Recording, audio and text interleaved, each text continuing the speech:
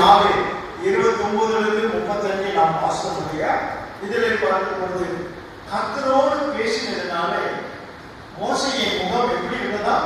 பிரகாசமாய் இருந்தது. ஆகவே பிரகாசமாய் இருந்தது அவனுக்கு தெரியவில்லை. ஆனால் மற்றவர் ஆர்வமும் மற்றவர்கள் எல்லாம் இவ்வளவு பிரகாசமா இருக்க என்னை எல்லாரும் கெட்ட போக பயந்தார்கள். ஆகவே அவர் முகம் பிரகாசமாய் இருந்தது. கர்த்தரோடு பேசும் பொழுது மோசே முகம் பிரகாசமாய் இருந்தது. நீங்களும் கர்த்தரோடு பேசும் பொழுது உங்கள் முகம் பிரகாசமாய் இருக்கும். இன்றைக்கு தீர்மானம், நாம் கர்த்தரோடு பேசுவோம். தினமும் கர்த்தரோடு பேசுவோம். விழிக்கும் போது கர்த்தரோடு அவர் சாயலாக இருக்கிறார். கர்த்தரோடு பேசுங்கள், உங்கள் முகம் பிரகாசமாய் இருக்கும். ஆகவே உங்கள் முகம் பிரகாசமாய் இருக்க வேண்டும் என்றால் கர்த்தரோடு. அதற்கு அடையாளம் என்ன? அவர்கள் மற்றவர்கள் பார்த்து மோசேயின் முகம் பிரகாசமாய் இருக்கிறது. நாம் நம்முடைய முகம் பிரகாசமாய் இருக்கிறது. அதனுடைய செயல்பாடுகள் நம்முடைய கனிகளினாலே, நம்முடைய செய்திகளினாலே மற்றவர்கள் அறிந்து கொள்ள வேண்டும் என்று நான் சொல்லுகிறதே. அந்த முகம் பிரகாசமாய் இருக்க வேண்டும் என்று ஆண்டவர் நமக்கு சொல்கிறார். அதற்கு ஒரே காரியம் கர்த்தரோடு இருக்க நம்மை அழைக்கிறார். அதுக்கடுத்து மோசே நம்ம பார்க்கிறோம். யாத்திரையாகமம் 34:1-3 வசனங்களை பார்க்கும் பொழுது அங்கே 10 கற்பனைகளை கொடுக்க மறுபடியும் அங்கே 2 கற்பனைகளை வெட்டி கொண்டு வரையாகிறார்.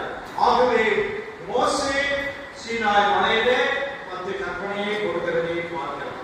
நீங்க பார்த்தீங்கன்னா 10 கற்பனையை குறித்து ஞானப்பாட்டில் இருக்கு. தெரியுமா? ஞானப்பாட்டில் 10 கற்பனை பற்றி இருக்குதுன்னு.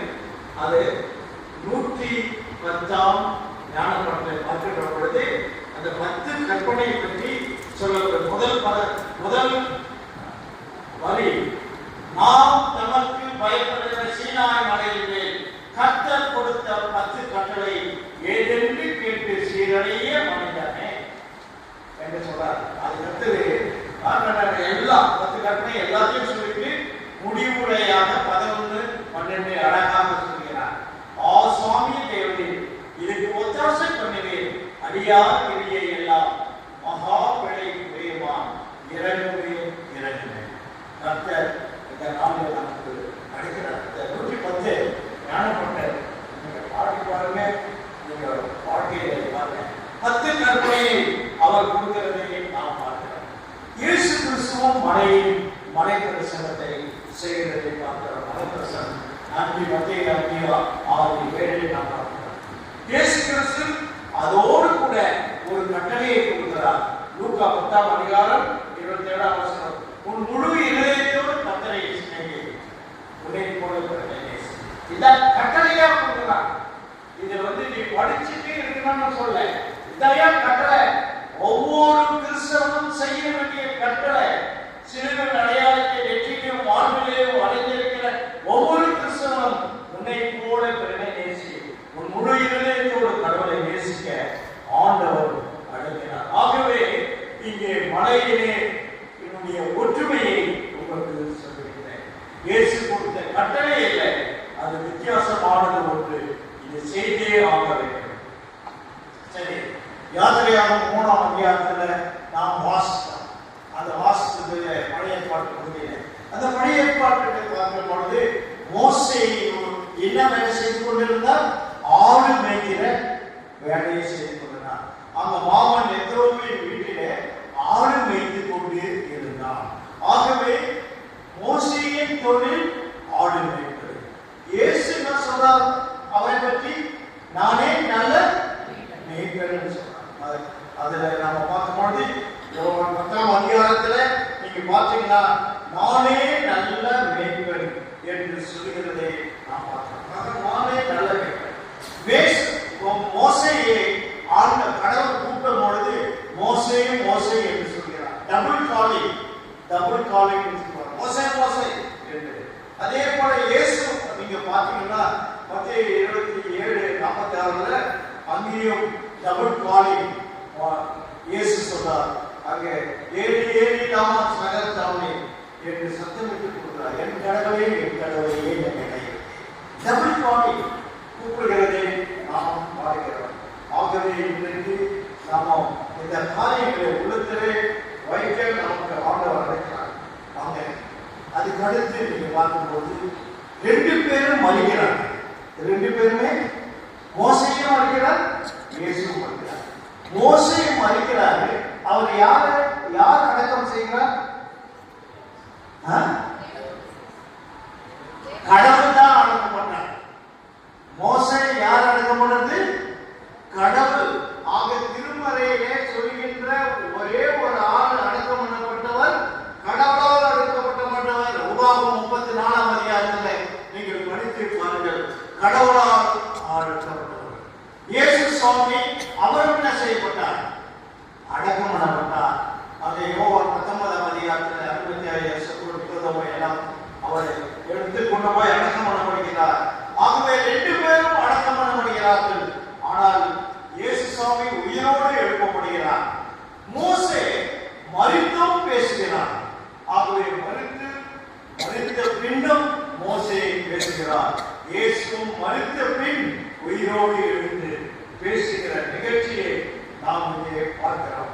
ஆகவே இதுதான் இந்த ஒற்றுமையை நாம் பார்க்கக்கூடிய காரியம். இப்போ ஆனால் எலியா எப்படி அவன் சுழல் காற்றிலே எடுத்துக்கொள்ளப்பட்டார்.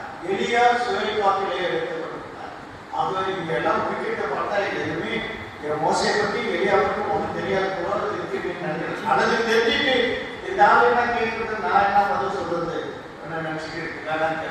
ஆகவே எலியா சுழல் காற்றிலே எடுத்துக்கொள்ளப்பட்ட 2 ராஜாக்கள் 2ஆம் அதிகாரம் 11ஆம் மாசத்துல பார்த்தால் சுழல் காற்றிலே எடுத்துக்கொள்ளப்பட்டார். பாத்தீங்கன்னா 3 பேருடைய மரணம். அதுல 3 பேரும் மரித்தும் பேசுகிறார்கள். இந்த காரியம் நமக்கு ஒரு எச்சரிக்கை கொடுக்கிறது. அது அடுத்து பாருங்க, யாத்திராகமம் 14:29 பார்க்கும்போது மோசே தன் கையை கோலில் இருக்கிற கையை நீட்டுகிறார். அப்ப என்ன ஆகுது? கடல் வெட்டாந்தரையாக மாறுகிறது. ஆகவே வெட்டாந்தரையாக மாறுகிறது நாம் பார்க்கிறோம். ஆகவே கடலின் மீது அதிகாரம் செலுத்துகிறார். இயேசு என்ன செய்தார்? கடல் மேடம் நடந்தார். படகிலே போகும்போது கொந்தளிப்பு ஏற்பட்டது. காற்றையும் கடலையும் அதற்கினார். அவருக்கு கீழ்ப்படிந்தது. அது ஒற்றுமை பாருங்க. 2 பேரும் அங்கே சொல்லுகிறது. அவர் கடலை எடுத்து அதுதான் சங்கீதம் 66 பார்க்கும்போது கடலை வெட்டாந்தரையாக மாற்றினார். ஆற்றை கால்நடையாக கடந்தார்கள். அங்கேயே அவரை கழி கூர்ந்தோம். அது இஸ்ரவேல் மக்களுடைய காரியம்.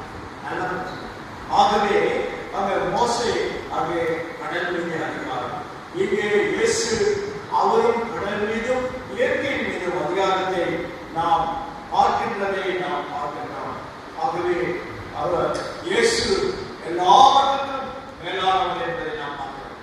சரி, அதுக்கு அடுத்து நாம பார்க்கின்ற பொழுது இங்க யாத்திரையாகமம் 15:1-3 வந்து பார்க்கும்போது அப்போ மோசேயும் இஸ்ரவேலரும் கர்த்தரை புகழ்ந்து இந்த பாடலை பாடினார்கள். கர்த்தரை துதித்து பாடுவேன், மகத்துவமுள்ளவர் என்று சொல்லி, கர்த்தர் என் பலன், என் கீதம், எனக்கு ரட்சிப்புமானவர். இதையெல்லாம் மோசேயோடு எல்லாரும் சேர்ந்து பாடினார்கள். திருமறையில இதுவாக நல்ல ஞாபகம் வச்சுக்க. யாராவது கேள்வி கேட்டார், திருமறையில முதல்ல பாடின பாடல் மோசே தான் பாடினார். வேற யாரும் பாடல. ஆபிரகாம் பாடல, யாக்கோபு பாடல, யாரும் பாடல. மோசே தான் பண்ணார். மோசே பாடுறாங்க, துதித்து பாடுறாங்க. அங்க இந்த பாடல் தான் எங்கேயும் பாடப்படுகிறதா? பரலோகத்திலும் பாடப்பட்டது. வெளிப்படுத்தல் விசேஷம் 15ஆம் அதிகாரம் 3ஆம் வசனம். இவர்கள் கடவுளின் அடியானாகிய வெளிப்படுத்தல் 15:3 கடவுளின் அடியானாகிய மோசேயின் பாடலையும் ஆட்டுக்குட்டியானவர் பாடல். மோசேயின் பாடல், ஆட்டுக்குட்டியானவர் பாடல், அது யாரு? இயேசு கிறிஸ்துவின் பாடல். இவை எல்லாம் சர்வ உலகங்களாகிய கடவுளாகிய கர்த்தர் தேவனுடைய கிரியைகள் மகத்துவமானவை, ஆச்சரியமானவை என்று அங்கே பரலோகத்திலே பாடப்படுகிறது.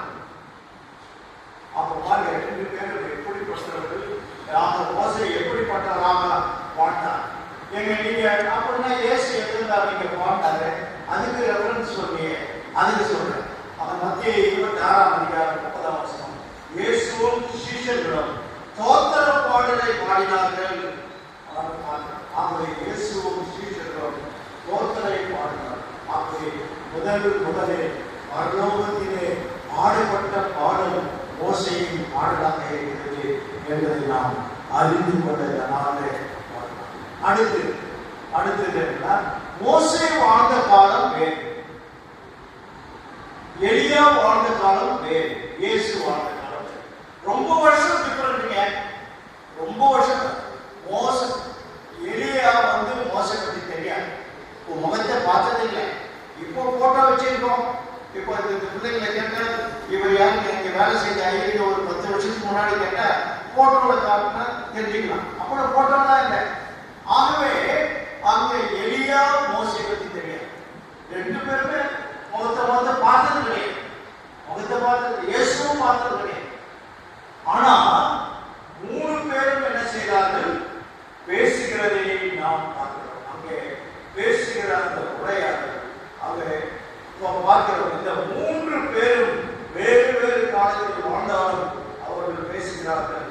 ஆனால் அவர்களை குறித்து பேதுருவும் யாக்கோபும் அவன் சகோதரர்கள் என்ன சொல்றாங்க? அந்த சத்தத்தை கேட்டவனை விழுந்துட்டாங்க இல்லையா? இயேசுவை அவளை தட்டி எழுப்பி அவர் கேட்கிறார். அவர் சொல்றாரு, இந்த காட்சியை நாங்கள் கண்டோம். அவர் சொல்றாரு, மோசேயும் எலியாவும் உங்களோடு பேசிக் கொண்டிருக்கிறார்.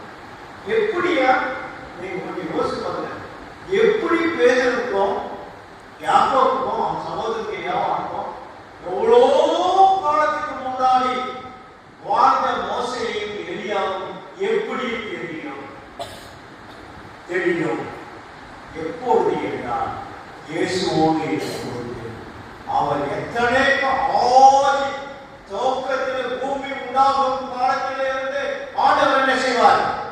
அதை வெளிப்படுத்துவார், காட்டுவார், வெளிப்படுத்துவார், அவர் காட்டுவார். ஆகவே அவர்களை இவர்கள் தான் என்று ஐடென்டிபிகேஷன் பண்ணிட்டாங்க சீஷர்கள் என்றால் அவர் இயேசுவோடு இருந்தார்கள். அவருடைய இயேசுவோடு இருந்திருக்கிறார். நீங்க ஒன்னொன்று சொல்ற, நான் சொல்றேன் இயேசுவோடு இருந்தது குறித்து. ஆக இயேசுவோடு இருந்தா எல்லாமே நடக்கும். அதுக்கு படிப்பும் தேவையில்லை, ஒன்றும் தேவையில்லை. நீங்க பாருங்க, நீங்க அப்போஸ்தலர் நடவடிக்கைகள் 4ஆம் அதிகாரம் 13ஆம் வசனம் ஞாபகம் வச்சுட்டு உங்க வீட்டுல போய் வாசிங்க. அப்போ அங்க கூப்பிடுறாங்க பேதுருவை எல்லாம் கூப்பிட்டு, ஏப்பா நீ இப்படிலாம் செய்ய, இதெல்லாம் செய்யக்கூடாது. என்ன சொல்றாங்க? அவர் அடுத்தது செய்யறாரு. என்ன செய்யறாரு? 3ஆம் அதிகாரத்துல ஒரு முடவனை என்ன செய்யறாரு? இயேசு நாமத்துல எழுதி நடந்து சொல்றாரு. அது குற்றங்களை கொண்டு வந்து நிறுத்திட்டாங்க. நீ இப்படிலாம் செய்யக்கூடாது, செய்யத்தான் தொடர்ச்சி போடுவாய். அப்போ அந்த காரியத்தில் அவர் சொல்றாரு, என்ன சொல்றாருன்னா, ஏப்பா நீ எப்படி யாரும் செய்யறப்போ தைரியமா சொல்றாரு. 3 முறை வந்து இருந்துச்சு. அவர் என்ன சொல்றாரு? தைரியமா, ஏயா நீ சிலுவையில் அடைந்த, நீ சிலுவையில் அவர் கொன்று அடக்கம் செய்யப்பட்ட உயிரோடு எழுந்த இயேசு கிறிஸ்து நாமத்தில் சொல்றியா? என்ன செய்யும்? நான் மனுஷருக்கு பயப்படுறது கிடையாது, தைரியமா அடிக்கிறேன். உடனே என்ன நடக்கிற காரியம் அவர் சொல்றாரு. அடுத்த வழியில வசனத்தை படிச்சுப்பாங்க.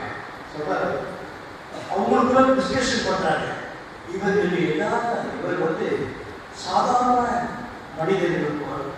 மனிதர் தானே, இவரெல்லாம் சாதாரண மனிதர், படிப்பறிவு இல்லாதவங்க. என்ன சொல்றாங்க? படிப்பறிவு இல்லாதவங்க இவ்வளவு ஞானமா பேசுறாங்கல்ல, எப்படியா? புரிஞ்சுட்டீங்களா? பேசுது நல்லா புரியுங்க. அவங்க சொல்றாங்க, அதிகாரி சொல்றாங்க, இவங்க படிப்பறிவு இல்லாதவங்க எப்படி இவ்வளவு ஞானமா பேசுறாங்க? அவங்களே பதில் சொல்லிக்கிறாங்க. பேதுரு சொல்ல அவங்களே பதில் சொல்றாங்க. என்ன சொன்னாங்க? இவங்க இயேசுவோடு இருந்ததுதான், இயேசுவோடு இருந்ததுதான்.